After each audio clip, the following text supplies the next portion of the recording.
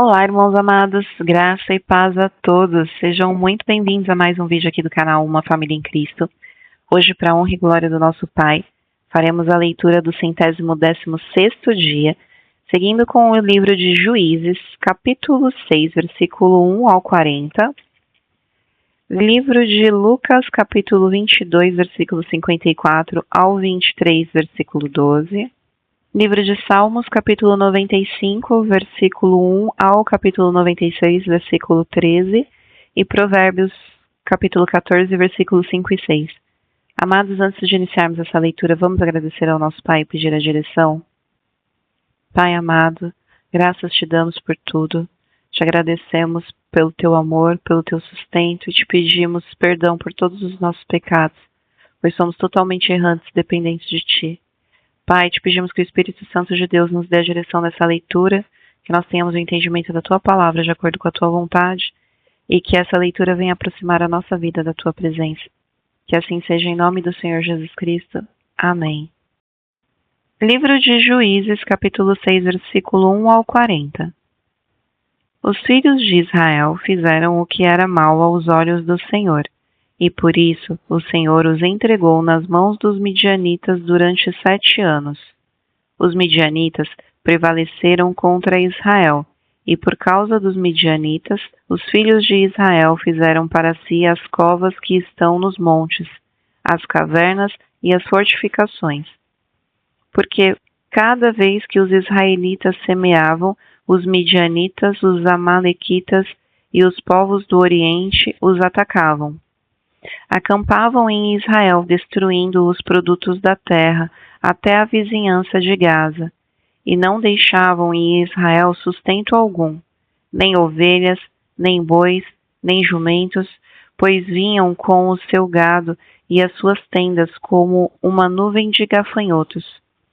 Eram tantos que não se podiam contar, nem a eles nem aos seus camelos, e entravam na terra para a destruir. Assim Israel ficou debilitado com a presença dos midianitas. Então os filhos de Israel clamaram ao Senhor. Quando os filhos de Israel clamaram ao Senhor por causa dos midianitas, o Senhor lhes enviou um profeta, que lhes disse: Assim diz o Senhor, Deus de Israel: Eu tirei vocês do Egito, da casa da servidão. Eu os livrei das mãos dos egípcios e das mãos de todos os opressores. Eu os expulsei e dei a vocês a terra deles. E disse: Eu sou o Senhor, o Deus de vocês.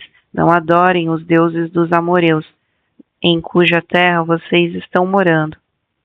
Mas vocês não deram ouvidos à minha voz. Então o anjo do Senhor veio e sentou-se debaixo do carvalho que está em Ofra, que pertencia a Joás, da família de Abiezer. Gideão, filho de Joás, estava malhando o trigo no lagar, para o pôr a salvo dos midianitas.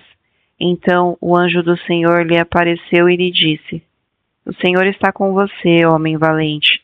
Gideão respondeu: Ah, meu Senhor, se o Senhor Deus está conosco, por que nos aconteceu tudo isso? E onde estão todas as suas maravilhas que os nossos pais nos contaram? Eles disseram: O Senhor nos tirou do Egito, porém agora o Senhor nos abandonou e nos entregou nas mãos dos midianitas. Então o Senhor se virou para Gideão e disse: Vá nessa força que você tem e livre Israel das mãos dos midianitas. Não é verdade que eu estou enviando você? Gideão respondeu: Ah, meu Senhor, como livrarei Israel? Eis que a minha família é a mais pobre de Manassés, e eu sou o menor da casa do meu pai. Mas o Senhor disse: Já que estou eu ao seu lado, você derrotará os midianitas como se fossem um só homem. Gideão respondeu: Se de fato encontrei favor aos teus olhos, dá-me um sinal de que tu és, Senhor, que estás falando comigo. Peço que não te afastes daqui até que eu volte. Traga a minha oferta e a coloque diante de ti. Ele respondeu: Eu esperarei até que você volte. Gideão entrou em casa, preparou um cabrito e fez pães sem fermento com 20 litros de farinha. Pôs a carne num cesto e o caldo numa panela. Depois trouxe o que estava debaixo do carvalho e entregou ao anjo. Porém o anjo de Deus lhe disse: pegue a carne e os pães sem fermento e coloque-os sobre esta rocha. Depois derrame o caldo em farinha. Foi o que Gideão fez. Então o anjo do Senhor estendeu a ponta do cajado que trazia na mão e tocou a carne e os pães sem fermento. Saiu fogo da rocha e queimou a carne e os pães, e o anjo do Senhor desapareceu da presença dele. Quando Gideão viu que era um anjo do Senhor, disse: ai de mim, Senhor Deus, pois vi o anjo do Senhor face a face. Mas o Senhor lhe disse: que a paz esteja com você. Não tenha medo, você não morrerá. Então Gideão edificou ali um altar ao Senhor e lhe deu o nome de O Senhor é Paz. Até o dia de hoje, esse altar está em Ofra, que pertence à família de Abiezer. Naquela mesma noite, o Senhor disse a Gideão: leve o touro que pertence ao seu pai, a saber, o segundo touro de 7 anos, e derrube o altar de Baal, que é do seu pai, e corte o poste da deusa Aserá, que está junto ao altar. No alto desse lugar fortificado, faça para o Senhor, seu Deus, um altar em camadas de pedra. Depois, pegue o segundo touro e ofereça-o em holocausto com a lenha do poste da deusa Aserá, que você irá cortar. Então Gideão levou 10 homens dos seus servos e fez como o Senhor lhe havia falado. Mas porque teve medo da casa de seu pai e dos homens daquela cidade, não o fez de dia, mas de noite. De madrugada, quando os homens daquela cidade se levantaram, eis que o altar de Baal estava derrubado, e o poste da deusa Aserá, que estava junto dele, cortado. E o referido segundo touro tinha sido oferecido no altar que havia sido edificado. E diziam uns aos outros: quem fez isso? E perguntando e inquirindo, disseram: quem fez isso foi Gideão, o filho de Joás. Então os homens daquela cidade disseram a Joás: traga o seu filho para fora, para que seja morto, pois derrubou o altar de Baal e cortou o poste da deusa Aserá, que estava junto dele. Porém, Joás disse a todos os que se puseram contra ele: vocês querem defender a causa de Baal? Vocês querem livrar-o? Quem defender a causa dele será morto ainda essa manhã. Se ele é Deus, que defenda a si mesmo, afinal derrubaram o seu altar. Naquele dia, Gideão passou a ser chamado de Jerubaal, porque foi dito: que Baal defenda a sua causa contra ele, pois foi ele quem derrubou o seu altar. Todos os midianitas, amalequitas e povos do Oriente se ajuntaram, passaram o Jordão e acamparam no vale de Jezreel. Então o Espírito do Senhor revestiu Gideão, que fez soar o alarme, convocando os homens da família de Abiezer a segui-lo. Enviou mensageiros por toda a tribo de Manassés, que também foi convocada a segui-lo. Enviou ainda mensageiros a Aser, a Zebulon e a Naphtali, que foram se encontrar com ele. Então Gideão se dirigiu a Deus dizendo: se realmente queres livrar Israel por minha mão, como disseste, eis que porei uma porção de lã na eira. Se o orvalho estiver somente nela e a terra ao redor estiver seca, então saberei que irás livrar Israel por meio de mim, como disseste. E assim aconteceu.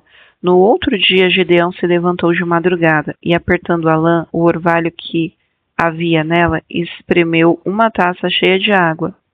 Gideão se dirigiu a Deus mais uma vez, dizendo: não se acenda contra mim a tua ira, se eu falar somente mais uma vez. Peço-te que me deixes fazer mais uma prova com a lã, que desta vez só a lã esteja seca e que haja orvalho na terra ao redor dela.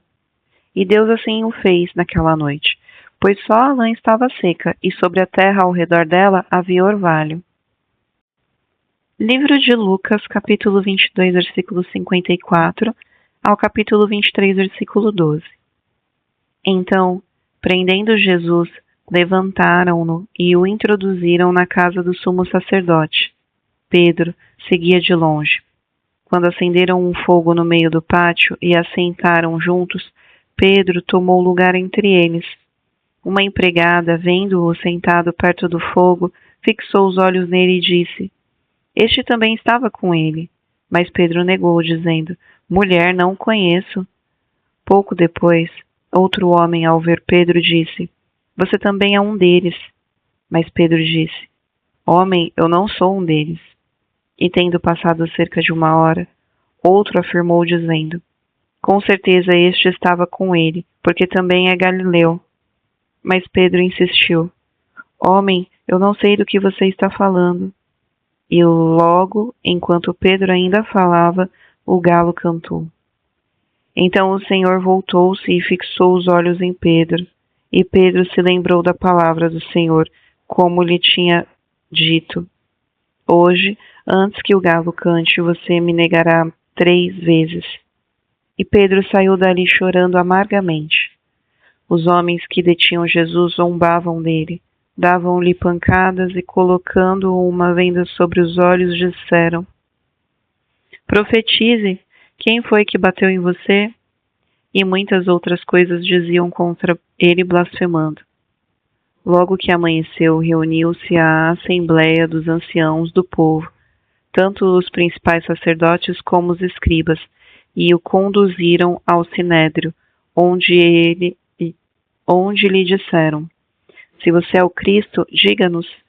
Então Jesus respondeu: Se disser, vocês não vão acreditar, e se eu perguntar, vocês não darão resposta.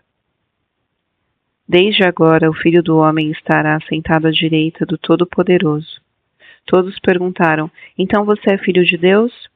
Jesus respondeu: Vocês dizem que sou. Eles disseram: Que necessidade ainda temos de testemunho? Porque nós mesmos ouvimos o que ele falou. Levantando-se toda a assembleia, levaram Jesus a Pilatos, e ali começaram a acusá-lo, dizendo: Encontramos este homem pervertendo a nossa nação, impedindo que se pague impostos a César e afirmando ser ele o Cristo, o Rei. Então Pilatos perguntou a Jesus: Você é o Rei dos judeus? Jesus respondeu: O Senhor está dizendo isto. Então Pilatos disse aos principais sacerdotes e às multidões: Não vejo neste homem crime algum. Mas eles insistiram cada vez mais, dizendo: Ele agita o povo, ensinando por toda a Judéia. Começou na Galiléia e agora chegou aqui. Quando Pilatos ouviu isso, perguntou se o homem era galileu. Ao saber que Jesus era da região governada por Herodes, e estando este em Jerusalém naqueles dias, Pilatos enviou Jesus a Herodes.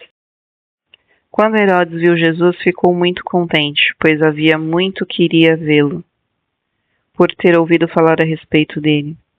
Esperava também vê-lo fazer algum sinal, e de muitas maneiras o interrogava, mas Jesus não lhe respondia nada.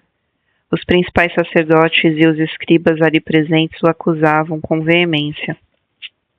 Mas Herodes, juntamente com os seus soldados, tratou Jesus com desprezo, e para zombar de Jesus, mandou que o vestissem com um manto luxuoso e o devolveu a Pilatos.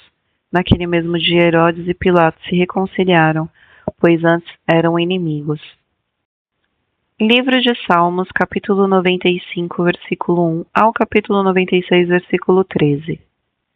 Venham, cantemos ao Senhor com júbilo, celebremos o rochedo da nossa salvação. Saiamos ao seu encontro com ações de graças. Vitoriemo-los com salmos, porque o Senhor é Deus supremo e o grande Rei acima de todos os deuses. Nas suas mãos estão a profundeza da terra, e as alturas dos montes lhe pertencem. Dele é o mar, pois ele o fez, obra de suas mãos, os continentes.